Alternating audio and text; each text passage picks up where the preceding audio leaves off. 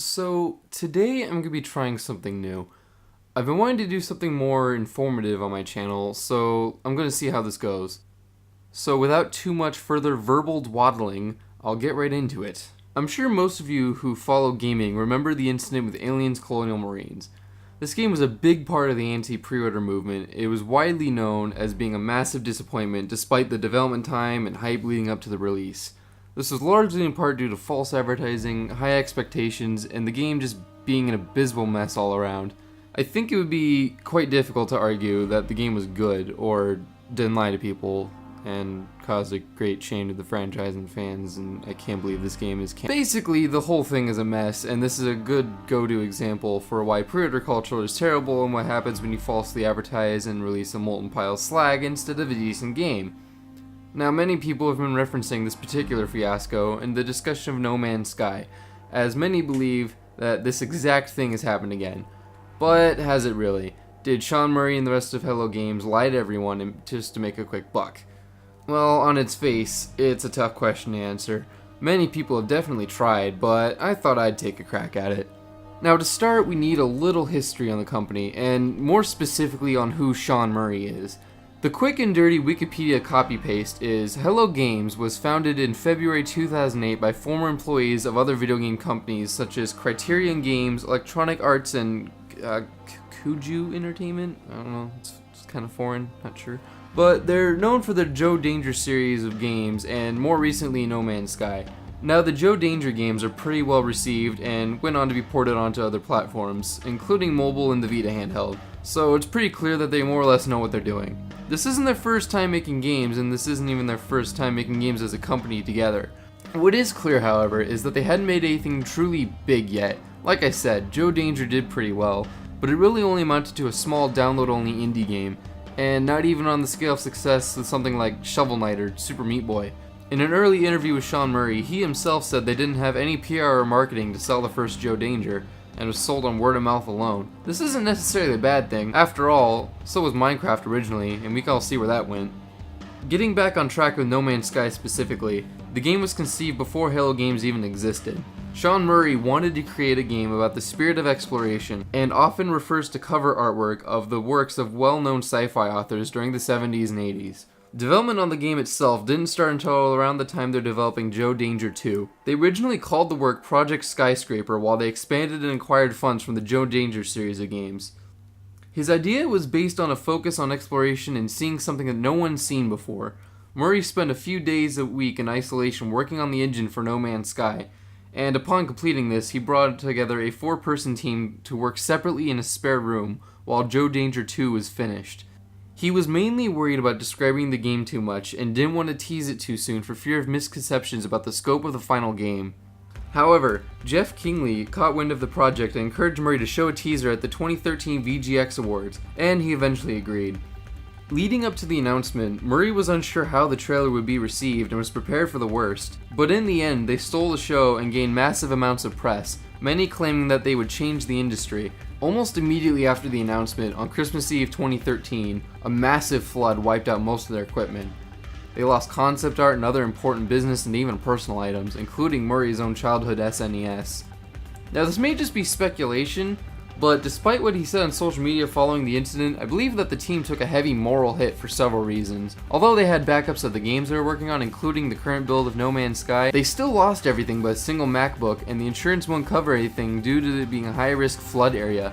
They were eventually able to replace what was lost and get back up and running, but they still lost 2 months of work and a fairly significant amount of money. Murray stated that he likely would have cancelled the game if it wasn't already announced. The project was punched in the face just as it saw light, and that can't be easy on any group, especially such a small and new team.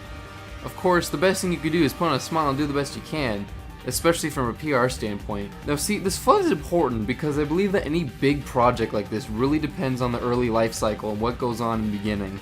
The major work on the game had to start with the morale at the low point. They were feeling the pressure and the stress before they even started, and they were already getting praise for revolutionizing the space sim and bringing something fresh and new to the table, while they were just trying to realize Murray's vision and dealing with a huge disadvantage right out of the gate. This also brings me to what Murray's vision actually was. People who think he wasn't lying probably think he was just in way over his head, promising impossible features and trying to deliver a universe and more in one little game. And this is partially true. In many early interviews, he seems to imply that the game wasn't meant to be very wide in scope, and even cautioned right before launch that it's a weird game, it's a niche game, and it's a very, very chill game. While he promised many wide-ranging features and ideas, the main core of the game he wanted to make was the mystery of it all, about exploring different and strange worlds in an optimistic and colorful environment. Again, he was trying to make the video game version of a 70s and 80s sci-fi book cover, and strictly speaking, they did accomplish this.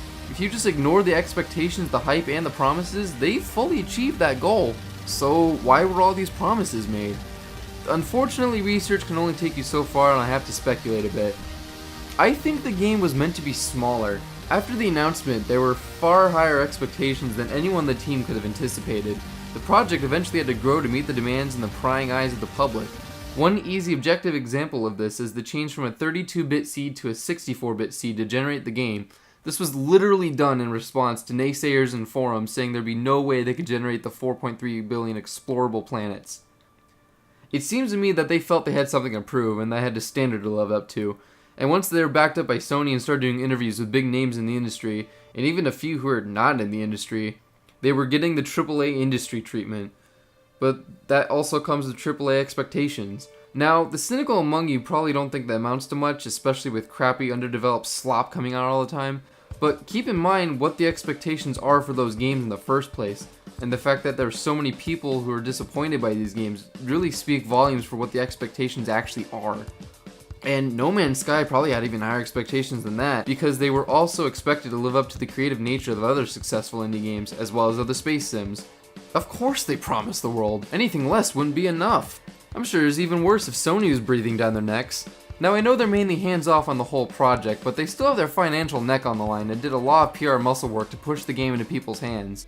This was their new killer app, and they needed it to succeed. Remember, this was the first indie game ever shown at a main E3 event. That's a big deal. Another bit of evidence is the price tag. $60. This is basically the price of every AAA release. If you cut out DLC, and season passes, and deluxe editions, and Walmart editions, and Target. They made the thing full price, alright? Now this was met with a lot of backlash, but that's not really the important bit. The important bit is why it's $60. Again, they were expecting a fully featured big budget game. I'm not even sure that Hello Games even set the price tag. Hell, I even bet it was originally meant to be $40, possibly even less. Keep in mind, while this was meant to be their biggest game yet, that's not saying much when it's up against Joe Danger. It was still meant to be a game of small scope with a big idea. Now I still think it's likely that Murray was just completely in over his head with the feature list. Many of the early previews of the game seem to be pre-rendered and pre-baked builds of the game, running in specified areas as to not crash everything in front of the world. Again, there's lots of pressure and expectations to contend with.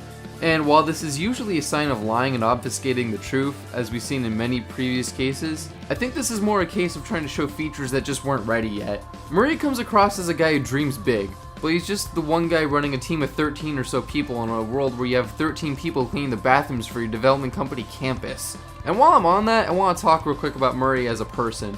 He's not a CEO, he's not a corporate slave, and he's not Randy Pitchford. In a lot of interviews, he comes across as nervous and kind of shy. This game is his baby and he knows more about what's happening under the hood than anyone else. He's being expected to show all these cool and revolutionary features that other companies with bigger budgets and bigger teams don't even bother with. Hell, another game by the name of Space Engineers does similar things, like a randomly generated world and space travel and survival, and while it's not exactly the same, it does a lot of things better than No Man's Sky did, and they still didn't attempt something this extreme. And this is a company of 50 with far less attention. So let's go back to around May. The game was announced back in March to release in June 2016, but was pushed back to August 9th. My guess is they knew at this point they couldn't make the game with all these features. They probably had the generation algorithm working about the way it should, but many of the other features weren't going to be done on time. Like, not even close. But again, remember how much hype and money is on the line. I mean, even a 2-month delay resulted in death threats by some of the more zealous fans. Imagine if it was a year, or even just 6 months. They had to release it and they had to do it soon, but they still needed time to get the game into some playable form that more or less represented the original dream, so they cut it up. They cut out a lot. Some of the game's annoying simplicity likely lies in the fact that many aspects relied on others working in tandem. Things like the realistic solar system simulation, relying on data for distance from the sun to affect things like available resources, temperature, and what creatures were on the planets. Other things like planetary rotation, and that's kind of hard to tell if it's even gone because there's a day-night cycle, but I can't tell if it's actually being caused by rotation. Someone else will have to figure that out. And then the crafting system that had to be stripped way down. While they may have been planning for numerous elements to serve a variety of purpose, it now boils down to a basic tier system for usefulness and effectiveness and then different rarities. There was way too much to rebalance and add complexity to, so they simplified it hard, which is why plutonium is absolutely goddamn everywhere and why you can't fly 10 feet in space without smacking into Thanium-9. And that's because you can't leave a planet without plutonium and you can't go anywhere without Thanium-9. If they had more realistic generation of these resources, it would have been too easy to get stranded on a planet forever, and people have been even more pissed than they already are now. As far as post-launch, Hello Games and Sean in particular have been very quiet. They've made a few posts about bug fixes and promised features that they'll release later, but have ignored a majority of complaints about the gameplay. There are a few possible reasons for this, however. It's possible with all the money and press on the line, and already suffering from the complaints and refunds, corporate higher-ups want them to keep quiet for fear of making things worse. They're in a much bigger field now and they have to play the big boy game, which means avoiding acknowledging that your game might actually be trash. They also may be avoiding discussing specific aspects of the game that are missing. I've noticed that as time has gone on, the lists stating missing features have had to be revised many times. There was a point when things like rivers, schools of fish, and butterflies were believed to have been cut. All have now been found, and I myself have seen everything but the butterflies. It's likely that in keeping with the desire to have the game be mysterious and about the thrill of discovery, they don't want to confirm or deny what you can actually see or do. For all we know, there actually truly is a multiplayer component like Dark Souls where you merely just see an afterimage or a non-interactive player model, and it just hasn't happened yet.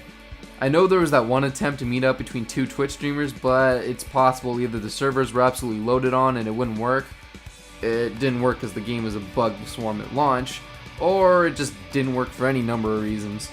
Now, I wrote this script on the 10th of September, and as far as I know, it still hasn't happened.